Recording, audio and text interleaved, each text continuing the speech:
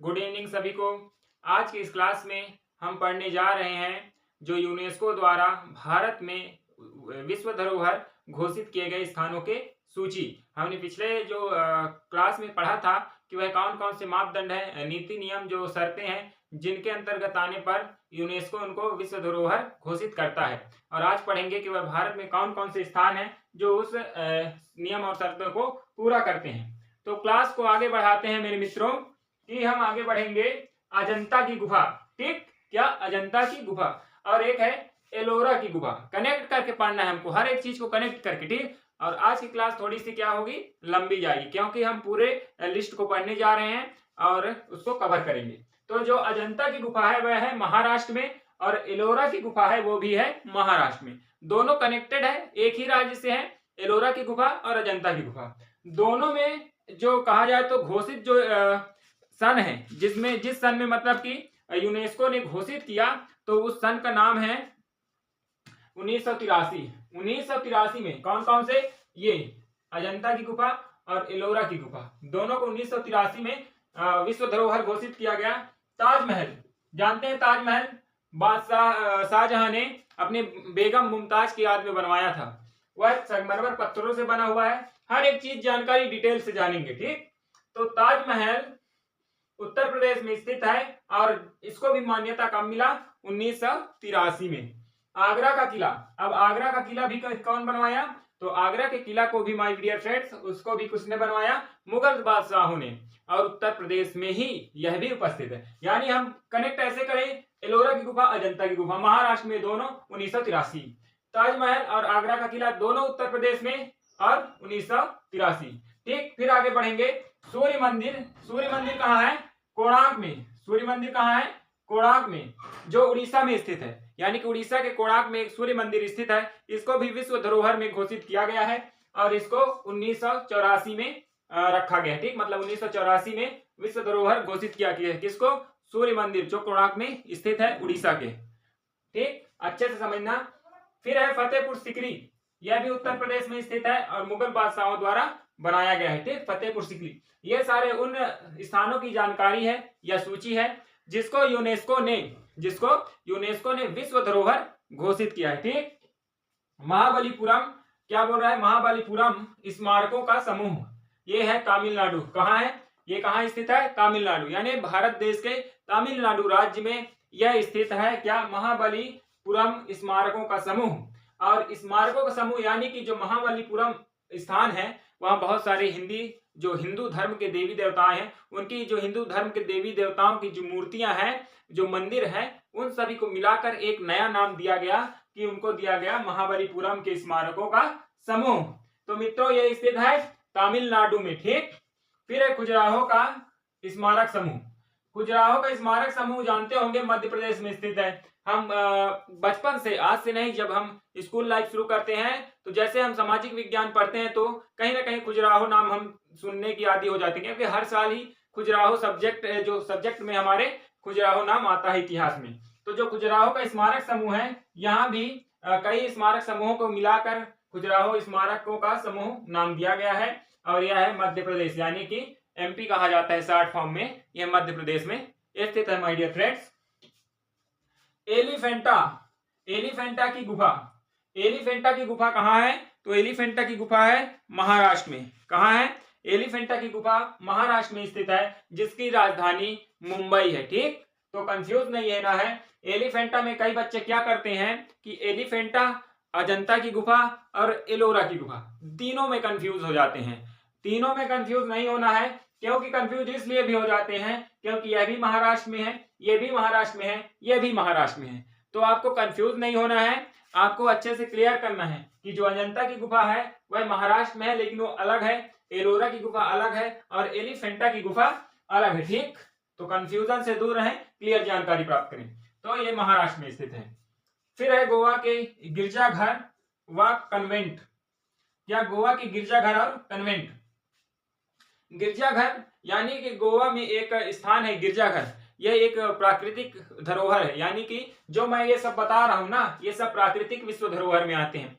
UNESCO ने भारत में दो प्रकार की, एक प्राकृतिक और एक सांस्कृतिक, सॉरी, तो ये क्या है जो मैं बता रहा हूं, ये सांस्कृतिक विश्व धरोहर में है। कुल भारत में यूनेस्को द्वारा घोषित 30 विश्व धरोहर घोषित किए गए हैं और 8 या 9 करीब, वो मैं आगे पढ़ाऊंगा, प्राकृतिक विश्व धरोहर घोषित किए गए हैं। तो हम अभी इसको पढ़ेंगे और फिर इसके बाद प्राकृतिक को भी पढ़ेंगे। तो इसीलिए मैं बोल रहा था कि वीडियो थोड़ा सा लंबा होगा, लेकिन आपको मैं बोर नहीं होने दूंगा, बहुत ही एकाग्रता से हम पढ़ाई करेंगे, ठीक। तो ये गोवा का जो गिरजाघर है, इसको भी कहा लिया गया है, विश्व धरोहर में गिना गया है। और ये कहाँ स्थित है, तो नाम से ही जान जाएंगे, गोवा का गिरजाघर मतलब वो गोवा में ही होगा।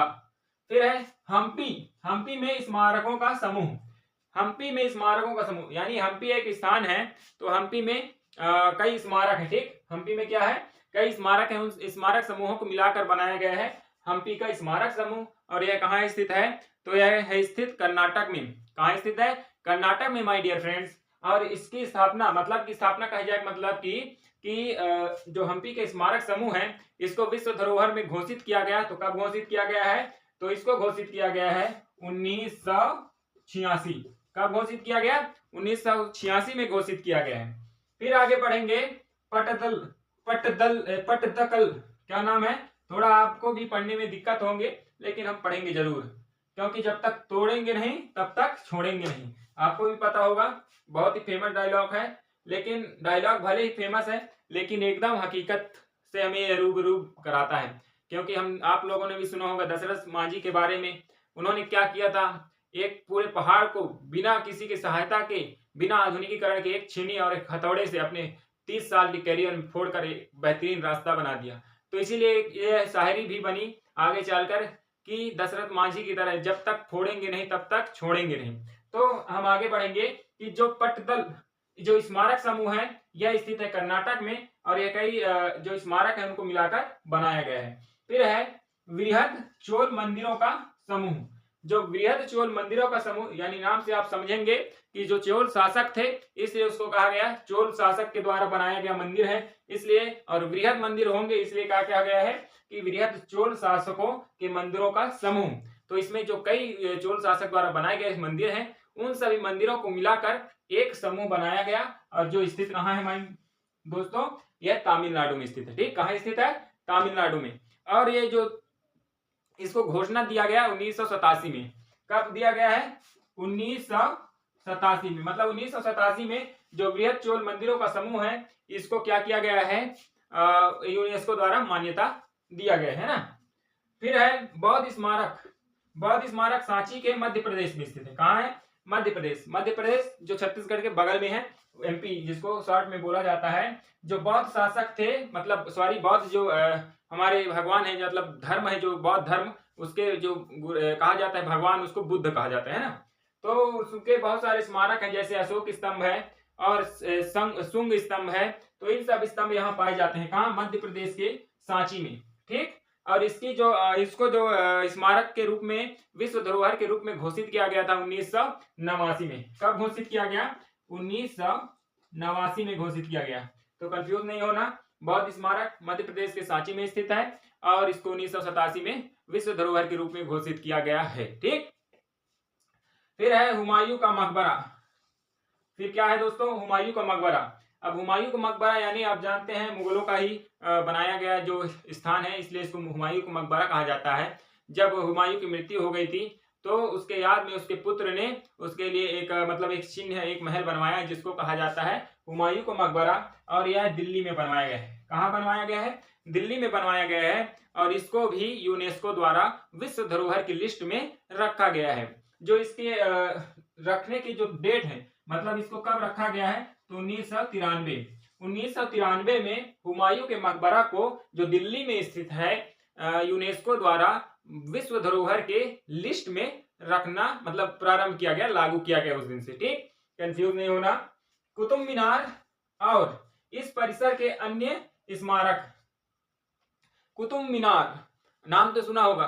कुतुब मीनार भी एक बहुत ही पर्यटन स्थल है। वहां भी लोग ताजमहल के जैसे घूमने जाते हैं, ताजमहल के जैसे वहां भी एंजॉय करते हैं, पार्टी में जाते हैं, पिकनिक में जाते हैं, चाहे वह फैमिली के साथ हो या गर्लफ्रेंड के साथ हो, किसी प्रकार से भी हो, लेकिन वहां भी इस प्रकार के घूमने के लिए लोग जाते हैं। वहाँ कुतुब मीनार में कुतुब मीनार के अलावा भी कुछ और भवन बनाए गए हैं, जिसके कारण उसकी जो सुंदरता है उसमें और वृद्धि होती है माय डियर फ्रेंड्स। तो क्या होता है कि इसमें एक हो गया कुतुब मीनार, एक हो गया और जो अगल बगल मतलब आसपास और जो परिसर यानी भवन बनाए गए हैं, तो दोनों को जब मिला दिया गया तो लिखा गया क्या कि कुतुब मीनार और इस परिसर के अन्य स्मारक। तो सबको मिलाने की जो स्थिति है इसको कुतुब मीनार और अन्य परिसर के स्मारक बोला जाता है। और इसकी स्थापना कब हुआ, मतलब कि कब इसको लागू किया गया कि यह भी विश्व धरोहर की लिस्ट में जारी होगा, तो इसको भी किया गया है 1993 में। मतलब कि ये मकबरा भी 1993 और ये भी 1993। स्थान है दिल्ली।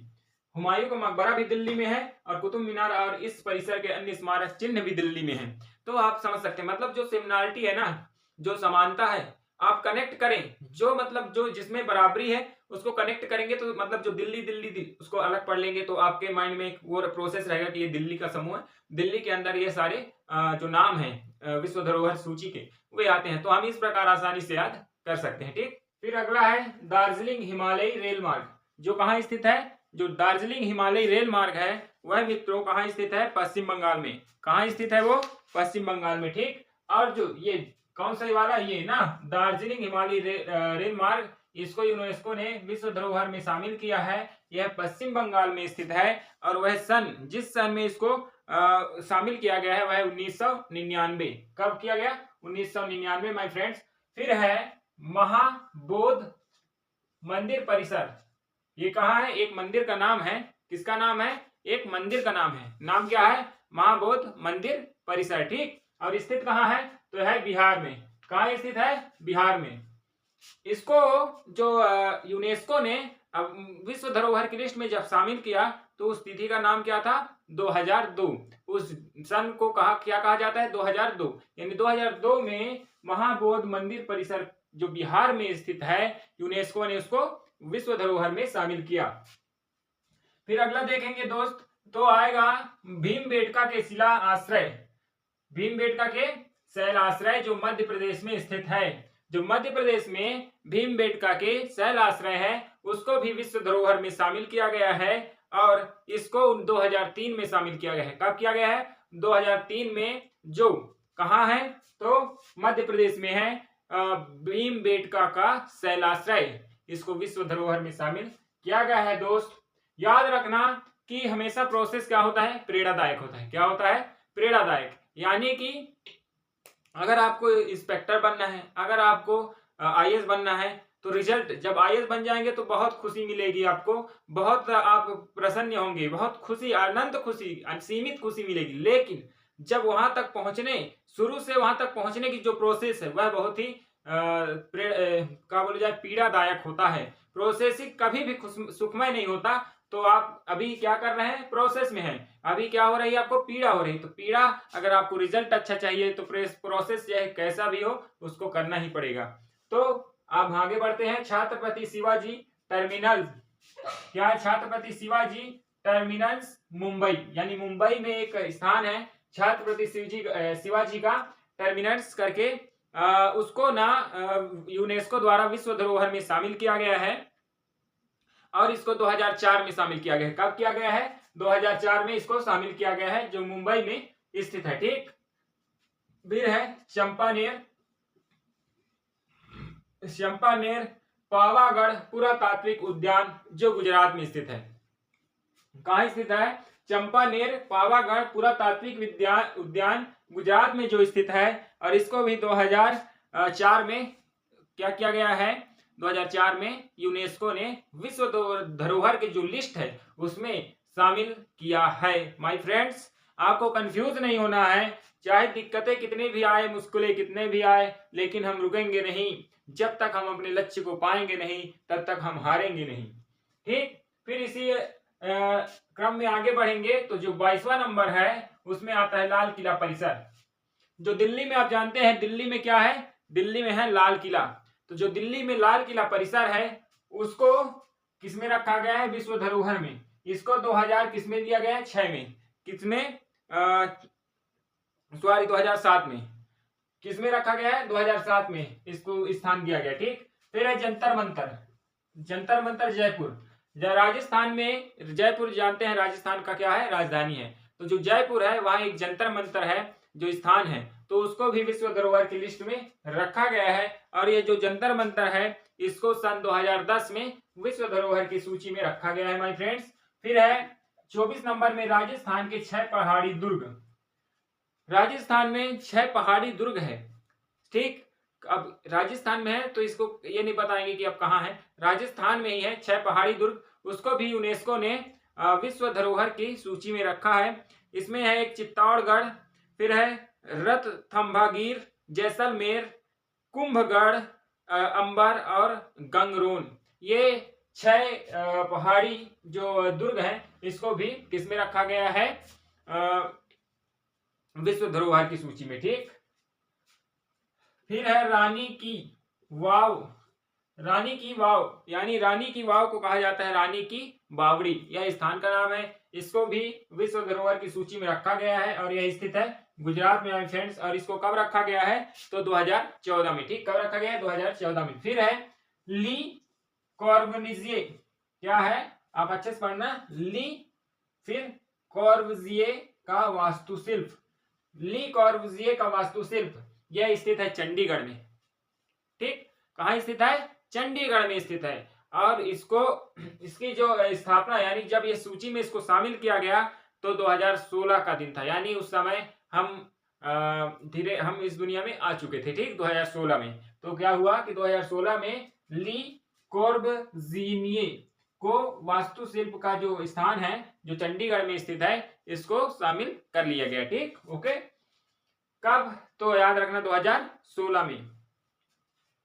फिर है 28वां नंबर। अब हम धीरे धीरे सूची को खत्म करने की ओर बढ़ रहे हैं, क्योंकि मैंने बताया था कि टोटल मिला के 30 हैं, जिसमें से हमने करीब कितने पहुंच गए, 27 में भी पहुंचे हैं, मतलब 26 कंप्लीट कर लिए, ठीक। फिर है नालंदा महाविहार के पुरातात्विक स्थल। नालंदा महाविहार यानी आप जानते हैं भारत की जो सबसे प्राचीनतम यूनिवर्सिटी नालंदा यूनिवर्सिटी के नाम से प्रसिद्ध है, जो अब एक खंडहर के रूप में परिवर्तित हो चुका है। तो यह कहाँ था, बिहार में स्थित था। और यहाँ जो यह स्थान है इसके जो पुरातात्विक स्थल है जहाँ कुछ साक्ष्य मिलते हैं, इसको यूनेस्को ने विश्व धरोहर की सूची में रखा है। याद रखना ये कहाँ स्थित है, तो ये है बिहार में स्थित है। कहाँ स्थित है ये, तो बिहार में स्थित है माय डियर फ्रेंड्स। और 2016 में इसको भी सूची में डाला गया। ऐतिहासिक शहर अहमदाबाद। अहमदाबाद जानते हैं कहाँ है, अहमदाबाद कहाँ है, अहमदाबाद है शायद गुजरात में, ठीक। तो हाँ, तो अहमदाबाद को भी ऐतिहासिक शहर के रूप में शामिल किया गया है, यूनेस्को द्वारा विश्व धरोहर में डाला गया है और इसको 2017 में शामिल किया गया है। फिर है राजस्थान। राजस्थान यानी कि जयपुर। जयपुर को भी विश्व धरोहर में शामिल किया गया है मेरे दोस्त। और इसको जानते हैं जयपुर कहाँ स्थित है, राजस्थान में स्थित है। और इसको शामिल किया गया है सन 2019 में। कब शामिल किया गया है, 2019 में, ठीक। जल्दी जल्दी लिख लेंगे, नोट कर लेंगे।